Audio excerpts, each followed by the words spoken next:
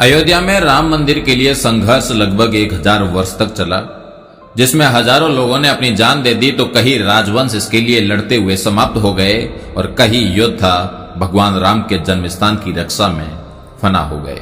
आज हम आपको बताने जा रहे हैं वो चौंकाने वाले ऐतिहासिक तथ्य जो राम मंदिर से जुड़े हुए हैं।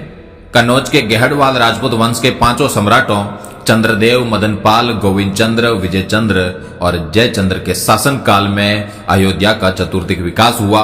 त्रेता के ठाकुर तथा विष्णु हरि शिलालेख के अनुसार 1130 में गोविंद चंद्र तथा 1184 में जयचंद्र ने श्री राम मंदिर का जीर्णोद्धार करवाया।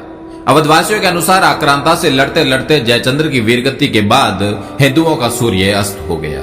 देश में विदेशी आक्रांताओं का दौर बढ़ने लगा और भारत पर हो रहे आक्रमणों की इस कड़ी में खानवा के युद्ध के बाद महाराणा सांगा की मृत्यु तथा चंदेरी में मेदिनी राय प्रत्यार की वीरगति के बाद बाबर ने अवध पर विजय के लिए मीरा बाकी को सेनापति बनाया। वर्तमान अयोध्या के हंसवर के राजा रणविजय सिंह और उनकी पत्नी जयकुमारी ने अन्य स्थानीय राजपूत शासकों के साथ मिलकर बाबर के सेनापति मीर बाकी द्वारा श्री राम जन्मभूमि पर बाबरी मस्जिद का निर्माण के विरुद्ध युद्ध लड़ा। लगभग 15 दिन तक जन्मभूमि परिसर रणविजय सिंह के नियंत्रण में रही, किंतु अंततः युद्ध में सभी वीर गति को प्राप्त हो गए। मीर बाकी ने 1528 में मंदिर तोड़कर बाबरी मस्जिद का निर्माण करवा दिया। 1678 से 1707 में औरंगजेब के समय पर राजेपुर के ठाकुर गजराज सिंह, सिसिंडा के कुंवर गोपाल सिंह, ठाकुर जगदम्बा सिंह, बाबा केशव दास और हजारों राजपूतों ने राम जन्मभूमि के लिए दर्जनों लड़ाइयां लड़ी। ठाकुर जगदम्बा सिंह का बलिदान तो आज भी अवध की लोक कथाओं में अमर है।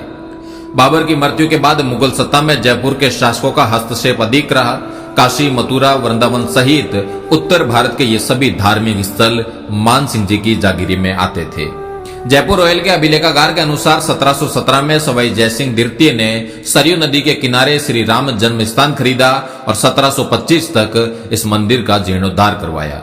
उत्तर भारत के धार्मिक स्थलों पर मिर्जा राजा मानसिंह से लेकर सवाई जयसिंह जी तक के जयपुर के शासकों का अधिकार होने के कारण मुगल सत्ता द्वारा स्थानीय नवाबों को मंदिर परिसरों से दूर रहने के सख्त निर्देश थे। जयपुर शाही परिवार के पास राम मंदिर और आसपास 983 एकड़ के करीब जमीन थी, जिसका नक्शा जयपुर रॉयल आर्काइव में आज भी उपलब्ध है। सवाई जयसिंह जी की मृत्यु के बाद यह क्षेत्र नवाबों के अधीन रहा। नवाबों के शासन में श्री राम जन्मभूमि पर पुनः मस्जिद का निर्माण होता रहा। अमेठी के राजा बंदाल गोती राजपूत वंश के गुरुदत्त सिंह और पीपरा के चंदेल राजा राजकुमार सिंह ने राम मंदिर के लिए नवाब शहादत अली खान के साथ लगातार 5 लड़ाइयां लड़ी।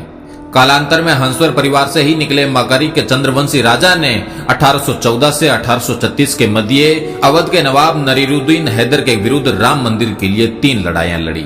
गोंडा के राजा देवी बख्श सिंह ने अवध क्षेत्र के सभी तालुकदारों और छोटे राज्यों को एकजुट किया और 1847 से 1857 के बीच कई लड़ाइयां लड़ी।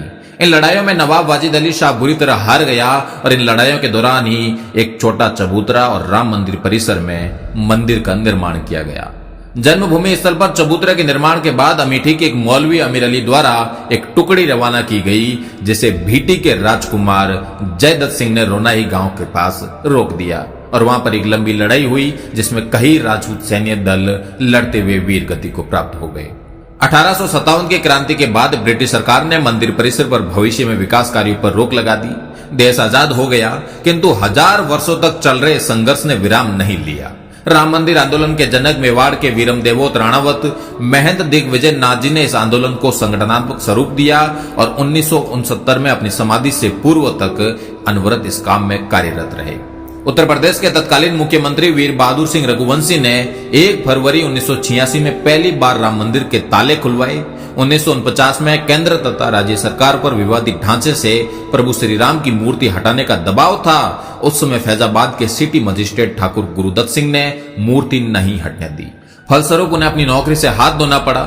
निर्मोही अखाड़े के संतों के बाद शायद अशोक सिंघल पहले प्रमुख हिंदू नेता है जिन्होंने स्वीकार किया कि ठाकुर गुरुदत्त सिंह के योगदान ने राम जन्मभूमि के इतिहास की दिशा बदल दी और राम जन्मभूमि पर नियंत्रण के लिए हिंदू संघर्ष की समय रेखा में एक मील का पत्थर स्थापित किया।